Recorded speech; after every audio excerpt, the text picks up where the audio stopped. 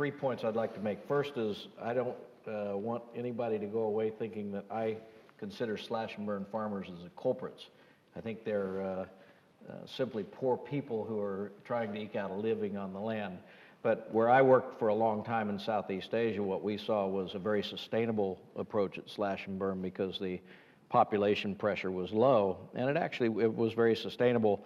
But as a result of wars and pressure on lowland agricultural systems, poor people moved up into the hills, and in a very short period of time, the carrying capacity was exceeded, and you ended up seeing the forests completely wiped out. And we've seen this in a number of countries. So it's not about who's the culprit, who's not. The data I had was actually small-scale agriculture and slash and burn, and it's a global picture. I think if you looked at just tropical rainforests, you would see a different breakdown of the numbers. Indonesia is a great example of a country that's gone hot and cold, done good work and then lost that good work very quickly.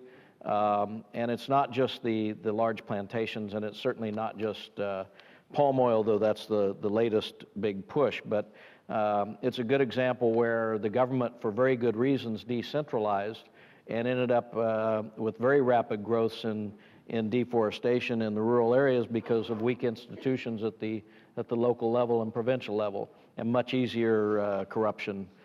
So it's a case study in some of the things not to do. Finally, I feel like I've got to come back to something that the Senator said and that you referred to on the carbon. If it's only about developed countries buying their way out of meeting their own commitments to reducing GHGs, then this isn't going to work. It's morally wrong. It's technically not going to work.